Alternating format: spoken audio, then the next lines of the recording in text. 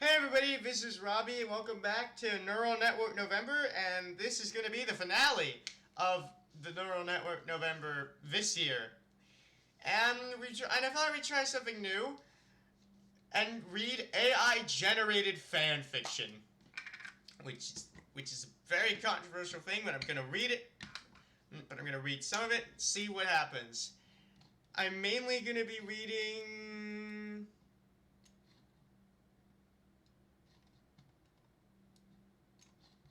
this one, but I will read others within this once if I run out. And I have seen a little bit of RWBY, but I don't really know the whole thing. So let's see what happens. And if you like this, make sure to subscribe and hit the notification bell to be notified about my latest videos. If you like this video, hit the like button, comment about what you think of AI-generated fanfiction in general. I'm really interested. It seems like a controversial thing. And be sure to share this video on Reddit, Twitter, Facebook, whatever. Let's start. Oh, this work will have adult oh. Well, let's...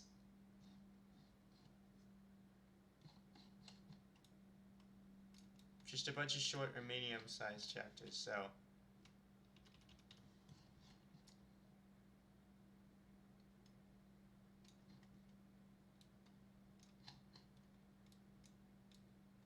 So, she clawed at RWBY's face. So, chapter 1 of 100. She clawed at RWBY's face, tearing her skin and pulling out chunks of her hair as blood spewed from RWBY's mouth. Jeez, we're starting off dark, aren't we? RWBY struggled to open her eyes, blood streaming from the corner of her eyes. Okay. Cinder, please. Please, no. She fell silent as Cinder began tearing at her throat. Holy shit. The last thing RWBY saw was Cinder's eyes, bloodshot and hollow, staring back at her with a face of pure loathing. And, wow, that was extremely short. Next chapter, and then... Alright. When Blake returned to Weiss, her face was stinging, blood leaking from where Weiss had bitten her. Wait, what? When did this happen? What the fuck? Okay, I may not have watched a lot of RWBY, but I doubt that Weiss's character would do that. Maybe? I honestly don't know at this point. I haven't watched much of this show. So, we're going to the med bay. The bite was actually infected, and Yang will need antibiotics. Weiss not... Wait, who said that? Was it Blake? Or... Not yet. Wait, but it said when Blake returned to Weiss, her face was stinging, blood leaking, but when Weiss bit her, so she bit Blake. But it's like... But the Yang... I'm confused. But bit badly. Wait. Her chest still heaving and able to speak. We're probably not going to see RWBY anytime soon. RWBY was bit badly. I could barely see anything. It was bad, Yang said. The hunter she was working with got her to the medbay as soon as possible. They got a few serums into her, but they will need to get the toxin out of her system. What the fuck happened? What the hell? How long? Blake asked. The bite started a few hours ago, Yang replied.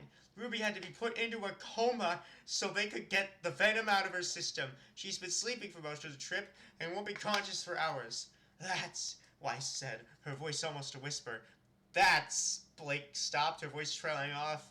That's what? Bad? Our only hope? What is going on?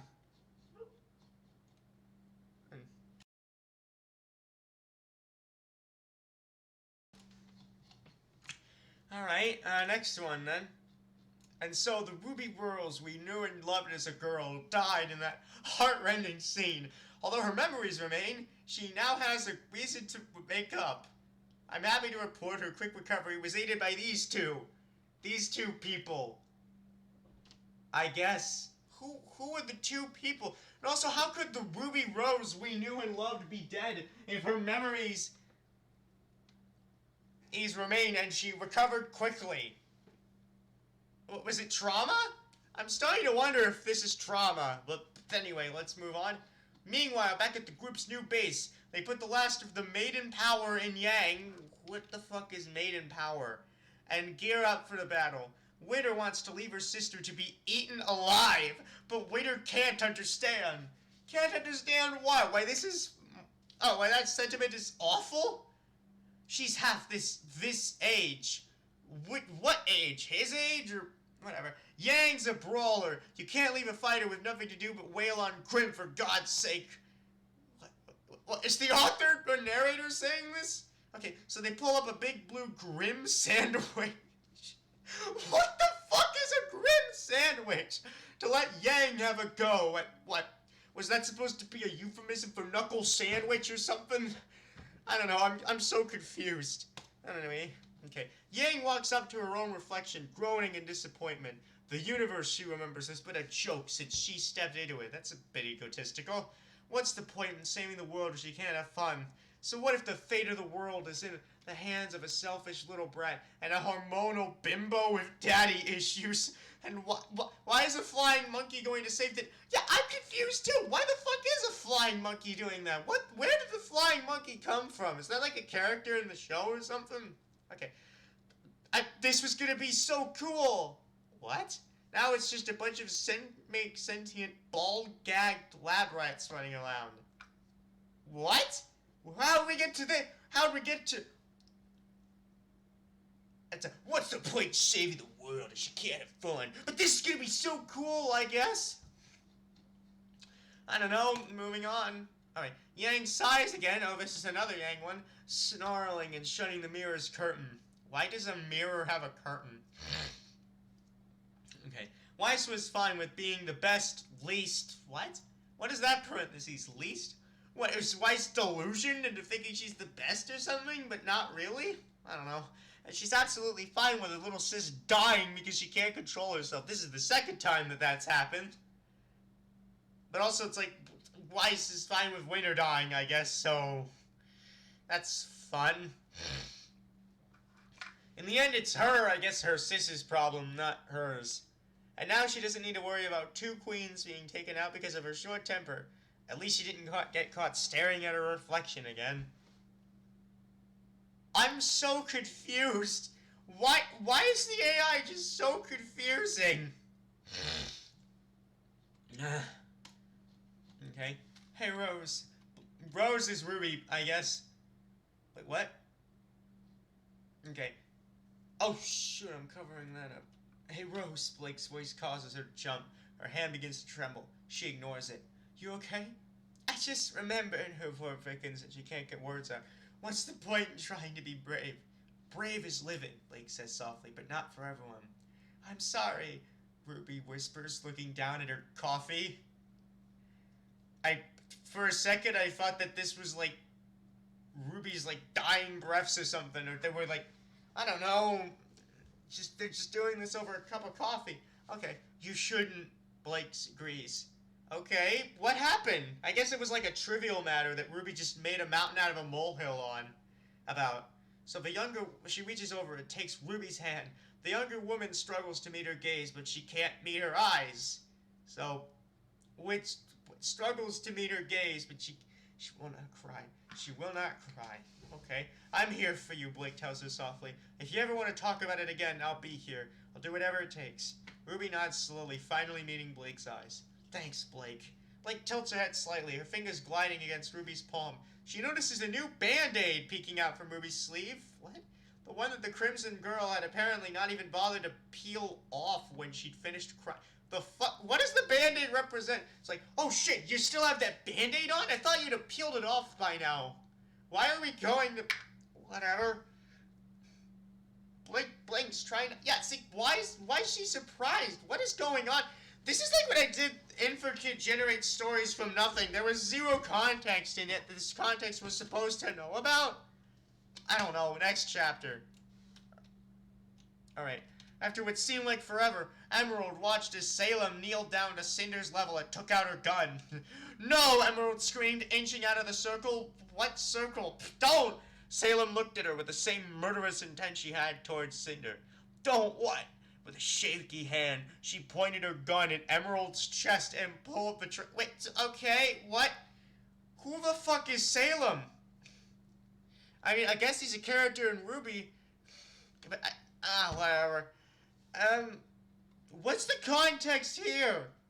I don't get any of the context, honestly. It's like, alright, Ruby can only take a deep breath as Raven's scowl turned into one of pity. Look, I'm sorry, but she trailed off inside. It's never been easy for me to talk about it. What is up with the pronoun game here? Not even with my teammates. And right now, I don't want you to go through what I have.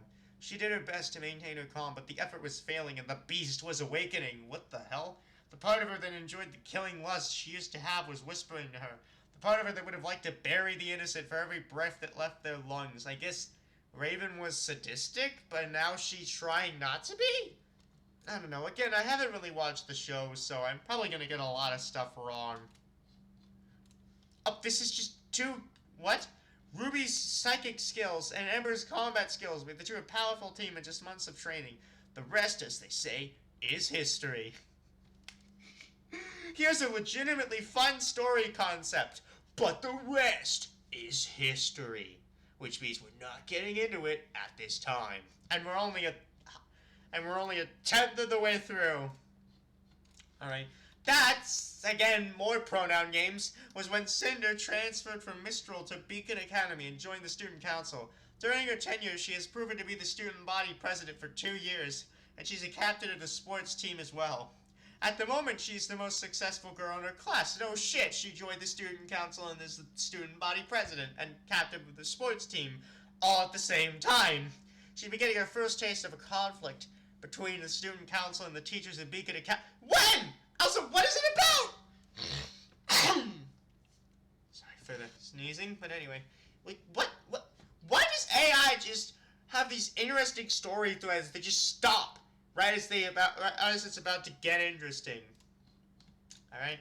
Ruby becomes the female version of Weiss in a sense. What? In a sense. The confusing sense, because I don't know what that means in that sense. While Yang takes on the military aspect of her power, Ruby takes on the artistry. Why was there a dash between them? Artistry's a word. She discovers that her skills in manipulation have taken a step up as she manipulates John into being the perfect weapon. What the fuck? What? At the same time, she also goes insane, realizing that what she has done is an act of war against the people she was always supposed to protect. Jeez, AI just gets very dark, doesn't it? While looking for Penny, Ruby is confronted by an amnesiac Ren. Ren tells Ruby he was lost in a plane crash when he was a kid and managed to find the remains of her The fuck? Ren has amnesia, and then literally the next sentence, oh yeah, most of the team's dead for some reason. Never mind, the team is safe though, so I thought remains meant friggin' corpses. I don't know. With Summer and Penny having faked their deaths for some reason.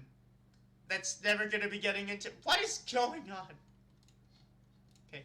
Ruby, Weiss, and Blake are skeptical about this. Again, more no context stuff, but are reassured that they are not alone and that they have been sent to protect the kids. That evening, Weiss witnesses an ambush on the first generation by a mysterious group of adults known as Exiled and leaves to take revenge on the group, I guess? Okay, Blake meets Weiss and informs her of what she discovered. It's then that they realize that the call Blake has been ignoring is about a boy who was cut from Beacon Academy. He was left behind, but no one seems to know why. And we're never gonna find out if the AI has its way, which it does. They track him down to an isolated cottage in the middle of nowhere. The group discovers an ancient scroll left on the child's bed and a disturbing symbol on the flower. Upon deciphering it, they learn the child's name is Mercury Black. His parents were scientists who used his powers for their own sinister purposes. Wait a minute. Then... Wait, why did Beacon Academy cut him? This is the whole... Oh, what was it the whole... Oh, he's the son of these people who are evil, so he's evil too. Or is that just like... Oh, what, is his power too dangerous to be honed? Or something. I don't fucking know. Okay. Ruby Rose has never been a true huntsman, and as a member of the original rescue team that conquered Remnant, she was also a known fugitive. Okay. In many ways, the superstition of her temperament simply doesn't belong in the position she now holds. And she's the only student that survives been self-appointed training of the rest. The rest of the group? But wait, she's a fugitive. So wait, what? Oh my god, this is so confusing. Okay, next. It has been theorized that the original team was selected by their leaders to be amongst the most dedicated rather than because of their combat abilities. The last official leader to die was the first hunter, Coco Adele, and with her she now holds the reins to the establishment, but it is up to Ruby Rose to carry on that legacy. The legacy of what? What? Okay, wait, no, never mind. Hunters, I guess. Okay. It's like, these are less stories and more concepts for stories that the AI is creating. Ruby Rose is one of the few remaining huntsmen have retained their humanity after the demise of the Order. She still harbors the need to fight evil and protect the world even at her own detriment. She joins her fellow rebels to train and protect the people from magical attacks. However, following the recent attack on Beacon, Ruby's hunt is more urgent than ever, and she can no longer rely on her teammates for support. Wait, did the teammates, like, fumble things up? Wait, did the teammates just fuck it up so badly that she doesn't trust them anymore? What happened? At the same time, an unnamed man rises from nowhere to threaten the world. So, we've got Redacted rising from undisclosed location to threaten the world. I can't wait for this exciting new villain. Can Ruby and the rest of the Huntsmen take back the world once again? Find out never, because the AI is not interested in doing anything with these ideas. Things take a turn for the worst when the leaders of the White Fang School of intergalactic terrorists. I mean, I don't remember White Fang that well, but I don't think they're intergalactic terrorists. Like, intergalactic? What? Led by Adam, breaks into a hotel room to kidnap Ruby. Before the clock can strike midnight, because we're in a fucking fairy tale now, Ruby and Cinder are once again united, teaming up to beat a powerful foe that is more ruthless and more cunning than they can imagine. I think the thing in common is that a lot of these just sound like synopses for episodes of a TV show, which, I mean, RWBY is a TV show, but these all sound like synopses and less like stories, so... RWBY is determined to get her hands on Emerald's story once and for all. What?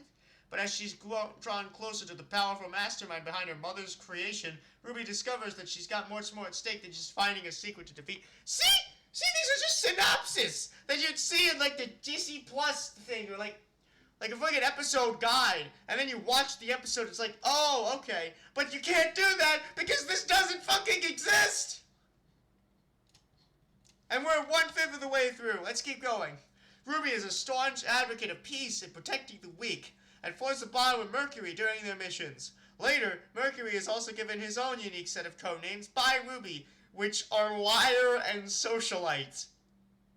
Okay. What the hell does Mercury do within this chapter or episode or story that goes from, yeah, him and RWBY are gonna form a bond, to, alright, you got the code name. A liar and socialite. Like what? Maybe they were on a mission or something. I don't know. Seems like a very quick, jarring 180. Winter is seeking the help of the new King of Vale, who may be able to help her and her kingdom. Ruby Rose is seeking her own power and pride. She wants to use her powers to help bring back the Grimm in order to make Atlas a safe place for all. I'm sorry. Weren't the Grimm like the bad guys? Like they're evil and they want to suck out joy or something? I don't know. Don't know how they're supposed to make Atlas safe. This is the start of the story and the birth of a new threat to all of Remnant. Winter, RWBY, and the new King of Vale must join together to stand against this new threat and bring about the rebirth of the Grimm. Maybe this is an alternate universe and Grimm are good now. I can't stay here. Oh, great, dialogue again. Okay, Ray sighs. Why not? RWBY asks. I hate it. Weiss says, my father hates me. My mother hates me. Everything around me hates me. Everything inside me hates me. That's a lot of hatred, man. No, it doesn't. It loves you. What does? What do you mean it? Why is RWBY only addressing the it part instead of literally everything else?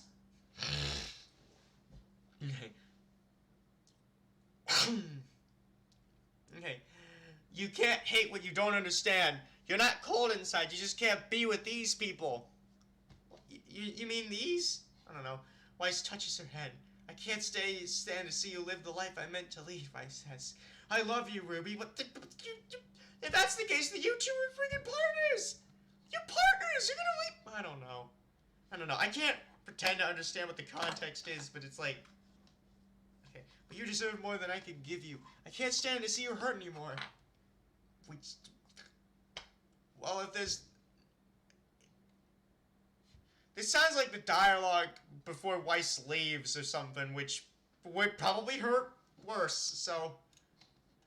Ruby tries to push these confusing memories to the back of her mind, but as her fear and sadness grow, she becomes trapped inside her own mind, alone with her own growing doubts, her own tears. Ruby knows she can't let this happen. It's better to stay hidden and pretend like she never found out, than to find out and lose anyone she cares about. But she's already found out, but she wants to pretend, but it's like, what? Yet she can't help but find herself slipping back into the same pattern of behavior she did before. Is she going crazy? Is she going to lose someone she loves? Ruby hopes that things will get better, but she has her doubts. So, again, it's like these confusing memories. Again, I keep saying this, but there's either like a synopsis or it's just or it's like it was just plopped into the middle of a story that never gets explained.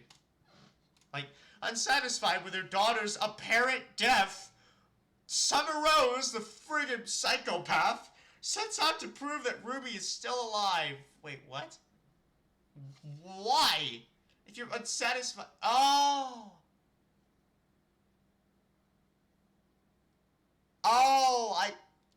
Forgive me, I did this in a completely different context. Whew! She slowly... Never mind. Sorry I did that. She slowly uncovers a network of international black market dealers of corpses and pieces of her... Holy shit, that's what? Extra! Get a corpse for $10! What the fuck? They've been kidnapping students in private schools and taking pieces of their heart and pieces of their brain to... What the fuck? Summer and her friends set out to find a means of disrupting the conspiracy and find themselves swept up in a heist. Because we're gonna go from this fucked up shit to a friggin' heist. Orchestrated by the world's biggest evil mastermind, Salem. What the hell was up with this chapter? Okay, Ruby's... Oh, this is related to chapter 1, I guess. So Ruby's gaze remained locked with her own as they stared at each other. She was now looking into Cinder's eternal outrage, like staring into an... Wait, that was the one where Ruby got her throat whipped out! How the fuck is she supposed to be happy after that? Like, she got her freaking throat whipped out. She's freaking... I think she's gonna die. Like, Ruby's gonna die. How the hell is she gonna be happy? Ruby could feel the blood running down her neck. She'd bitten through her own lip and was bleeding freely. As if having rips in your throat wouldn't already do that. She could see the red puddles spreading across her thighs. Cinder grabbed Ruby's head with her left hand and quickly bit down again. She started shaking her head and shaking her shoulders, causing Ruby to lose her grip on the bars. Cinder reached down and yanked Ruby up by her hand, her letting her scream in a piercing scream of pain. Oh, now? Yeah, because when your throat was getting ravaged and you got bit... Oh, letting her... Wait, so that's even worse, because like something like this was happening in a sense, where she was like gagged or something. Oof. Related to chapter 8. Okay, now there's continuity. Fuck. Cinder's hand was shaking with anger as she clutched the gun close to her chest. Do you really think that trying to threaten me will make this easier for you? Cinder growled. Emerald, who... What? Cinder wait, didn't they like pull the trigger in that chapter? Alright, watch the Salem growl and press the barrel of her gun to Cinder's head. I will kill you, you stupid bitch! Do you want me to? Salem asked her as she were ready to pull the trigger. Just shoot me already. Is this gonna be related to another chapter? Alright. Oh, fuck you! Ruby rasped, blood seeping through the bandage. Damn it! You killed Cinder Fall. Emerald spat. I'll never forget that. I did it for you! What the hell? Damn it, Ruby! This is over! Emerald stood up. Hands on her hips, a dangerous gleam in her eyes. Ruby blinked. But I thought she was crying, and once again Emerald knew how to tear her apart. Ruby made a choking noise and fell to her knees, coughing hard. My hand, she groaned, it's shaking. Emerald ran to her side and looked down at her. Eyeing the blood on her hand, she wiped it up with her sleeve. You'll need stitches. Wait, what? Did we just go from, oh, fuck you! Oh, I'll never forget that! To, holy shit, are you okay? Did that just happen? What is going on?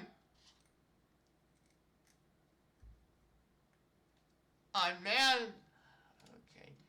At dawn, Ruby finds her father's dead body and is sent on a mission by him. What? You mean her father? To kill the demon that possessed her father, Cinderfall. Wait, what? So, okay, so Ruby's father's dead, but then she was sent on a mission to kill a demon that possessed him? What? Okay. Upon his apparent demise, Wise is given an aura marking by Ruby, which allows her to channel the emotion within her as a weapon, the snowstorm. That's pretty cool. The thought of the other adults forces her to return, and she is again contacted by Blake by hologram, who reassures her about what happened to Ruby's father. Okay. After several close calls with the council, Ruby faces Cinder alone in the pit, and engages her in a sword fight that she eventually loses. Ruby then finds her in the catacombs, where the demon has opened a portal to turn humans into ashes so that she can control the world. Holy shit, and that was a continuation of last chapter. Things are not looking good. Moving on. Despite their tender displays of affection, Ruby and Jean will always be friends. Oh, as hard as that might be for the former champion. Of course it'd be hard! You showed this tender displays of affection! How the fuck are you supposed to react to... I know we probably kissed passionately, but we just gotta be friends. We can't be dating. I'd be like, dude, the fuck? Whatever. Sure, the fight against the Grim is done, and all that remains is the joy of having a head held high in victory, but she's made it clear that no matter what, it's not her heart for John that's burning.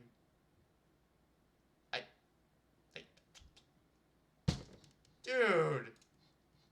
Ruby feels isolated, unimportant, and angry. She avoids Pyrrha at first. She thinks she will only bring trouble. Jeez.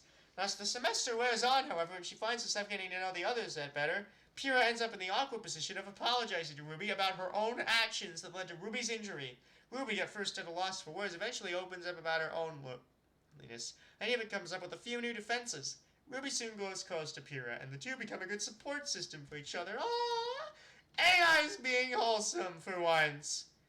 And it only took 32 chapters of gore and weirdness and wasted potential.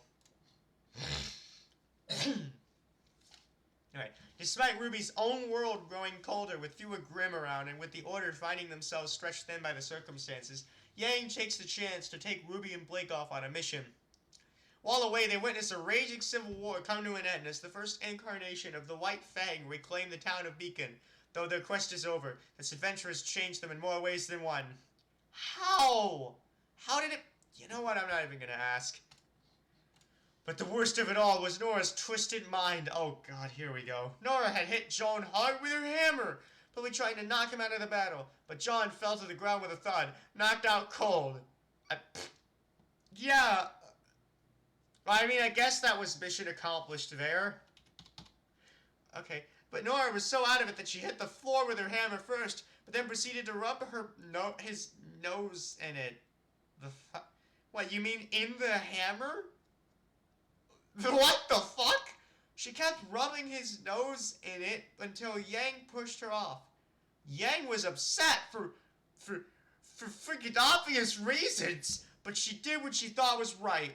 What, Yang? Which, yeah, of course! It's like if I can knock out the guy and then like, oh yeah, rub your nose in my hammer. Like, as if that isn't weird. As if that isn't extremely weird and creepy. Professor Ozpin gave Glinda Gurwitch a large amount of materials to increase the field's area effect capabilities. The stage for the fighting was to be in Vale, and most of the world's population was too frightened to stand in front of the incoming horde. Glinda took the helm to lead the operation against the invading forces and put to task not only her co-workers and students, but also the people in her hometown of Mistral. Vale was destroyed. Oh, shit. As Ozpin explained that she planned to use the attack as a tactic. What, friggin' Vale was destroyed as part of battle planning. Seriously? Like, Yeah, that's worth it. Okay, Ruby and her team moved to the battle in Central Vale, where they saved a town and sacrificed themselves against the forces of Atlas, but at the cost of one of their own, Raven Branwen. Pyrrha decided that this was the perfect time to ask Ruby to move in with her and Shit, what the fuck? What, is this during the morning? Or is it like, this is like literally like after the battle? It's like, now, after the battle and during the morning, it's the perfect time to ask Ruby to move in with me and Blake. I'm good at timing. Like, what the hell? Was stopped by John, thank goodness. Who felt that Ruby should be with her mother when she was finally better. A short argument broke out that ended with John leaving, hoping that no one would want to help her. Jeez, man, what the hell? Okay, the White Fang. They were here. Blake's first instinct was to attack. She'd been doing that ever since she lost her arm. Attack anything that moved. Kill anything that cried. Oh, fuck. But then her vision adjusted and she noticed the giant white mask behind the guards. One shot from her wyvern's gun would be enough to kill one of them, but couldn't kill two. What was that? Was one shot the only thing that the wyvern gun can do? Kind of a shit gun, if that's the case. And what about the stench? The mixture of blood and motor oil was overwhelming. She fought her instincts, instead pointing a gun down to the floor. There's no way I could kill two of you and hope for any type of victory. What the fuck? How strong are the guards then if killing one of them isn't enough? It's like, how strong is the other guy? It's like, grrr, I have been training for decades for my position as guard. The other two guards laughed, hooting derisively. Don't be a faunus. The fuck is that? Be brave, traitor. I'll be more than happy to take you apart. Blake forced a chuckle. You're on. I've got a lot of fun plans for our adventure. Hopefully it ends with everybody okay. Alright. No matter where Cinderfall goes, the dangerous empire that has been awakened from its long slumber around Remnant will be with her. Remnant will only know evil from now on and will have to struggle to exist in an eternal fire. Only the meta will thrive. Well, that's friggin' somber and, well, I guess we've already lost then. Cool. I guess that makes sense, John said. He turned his face up and kissed Ren's forehead. Okay, I still don't get why you're doing this, though. It's a lot of effort. I want to help, Ren grabbed John's hand. The sun's rising. He looked up at the sky and clenched his fist. You and I have a job to do, which again, AI's not going to elaborate on because AI hates stories. She's just as scared as you are, Summer observed. Why are you trying to convince her to stay in the village? If anything, you should be telling her to leave and go far away from here. Okay, because that's what Salem is doing, Crow said, ignoring Summer's statement. I'm just trying to remind her of why she chose to join the Salem in the first place. She needs to remember that. Wait, what? If the village... Okay, so leave and go far away from here. So the village isn't safe, but it's like, nah, she needs to learn why she chose this in the first place. Her safety is not important, I guess. I don't know. The sound came again, this time louder and quicker. Before Yang's eyes, she could see Blake's white herd flung to the ground, buried underneath the corpses of several faceless Grimm. Okay. Yang looked to Ruby to see her kneeling over Penny, sobbing her poor friend's name. Oh, fuck. No. Oh, man, that sucks, man. Okay. Pressing up against the growing tension between Ozpin and Roman Torchwick. Oh, I thought... Oh, for a second I was going to say that's a friggin' jarring tone shift. The boys find out some very interesting things about Mercury that we're never going to find out when they get into a bar fight with his thugs. Not everyone is fond of the coked-up, gun-toting assassin. Well, I mean, I don't want to feel if we found out the things! Whatever. With the help of Glenda Goodwitch and Willow Shani, a connection to the weapon is finally found and A-rank Special Forces operators were deployed to take down the bandits responsible. Unfortunately, not everyone made it out alive. With the past has come the future. Great, there's time travel, and with time travel, so it's like, with the past has come the future, so I guess the space-time continuum's now a fucking mess, which it might as well be if there's 100 AI-generated nonsense stories. And Ozpin is preparing to unleash a new army on the world to stop the destruction of the hybrid creatures that live on the island. Oh, okay, you do you, I guess. Penny would take the form of a human girl who looked up to Ruby, who also saved her life multiple times, who also had an instinct for danger, and who was also, it's like, we just keep adding more to this. It's like, okay, so, a human girl who looked up to Ruby, saved her life, had an instinct for danger, the kind of girl, like, we keep adding stuff onto this tally, and the fondest girl would act as her personal bodyguard. Again, interesting potential that's never realized. RWBY proceeds to serve together under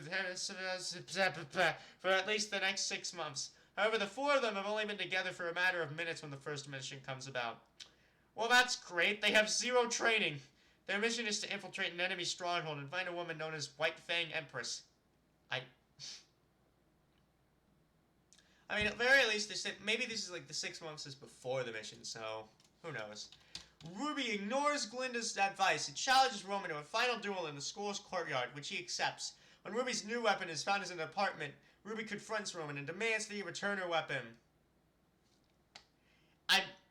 Roman's the villain, I guess, so why are you expecting this guy to fight fair? So we're playing nice now, right, RWBY? Cinder snarled, planning heavily. I like it when we play nice. What the hell? No, Cinder, we're not. RWBY tried to push herself away from Cinder, but was hindered by her restraints. Cinder slammed her knee into RWBY's stomach and shoved her back into her restraints. Looks like you're finally starting to come around, princess. Yeah, because that sounds like coming around to whatever this is. Think we could keep up the charade for a bit longer, eh? I mean, no! No, I don't think RWBY's gonna be able to keep up whatever the fuck is going on here. RWBY coughed, struggling to push away from the woman. She felt the daggers in her back, making her a bit dizzy, and all of a sudden, she felt her whole body go numb. Cinder pulled out one of her weapons and aimed it at RWBY's throat. Holy shit, RWBY's in a freaking situation, man. What the hell's going on? Okay. RWBY is also revealed to be telekinetic and can levitate, and has the power of mesmerism. Okay, and telekinesis. Her eyes were genetically modified with nanotechnology so that she could see with night vision. Oh, I guess that's why they're silver? Maybe? I don't know. Haven't watched the show. Her weapons of choice are her scythe, pistol, and bow, but she also possesses improvised weapons, such as cipher rifles and crossbows. Improvised, like she made those herself. Okay, that's pretty cool. Anywho, unlocking the front door, Weiss finds herself swept into a home filled with screaming, hissing, and gibbering inhuman monsters. Dogs, perhaps. Yes, screaming, hissing, gibbering, inhuman monsters. Perfect way to describe dogs. Say grim. Like, holy shit. She swims to and backs into the house, summoning the rifles from her bags. Maybe these are like evil evil dogs or something. Because, like, I really don't want to imagine one of these characters killing, like, dogs that are domesticated. The house collapses around her, smoldering, fire snapping and crackling around her. The anime just loves to do this! They like leaving these people in cliffhangers. It's so infuriating. Alright, final chapter. Final chapter, and then we're done. It was only when Glinda returned from her investigation that Crow was able to move back into his old room with an air mattress and sleeping bag.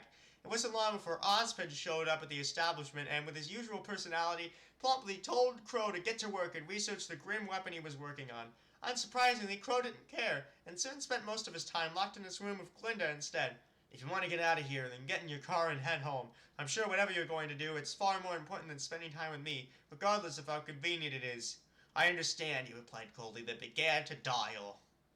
Alright, and that is going to be it for now. There is still 50 chapters left. This is the halfway point, but I feel that if I kept going, the video would be, very long, so... Alright, that's gonna be it for Neural Network November. Sorry it was, a lot more sparse this year. Just life was getting hectic at this time, as well as a bunch of other stuff happening. Next time, in terms of YouTube channel game stuff, probably gonna get back to the usual grind, in a sense, playing games and stuff. See you next time for that. Bye-bye.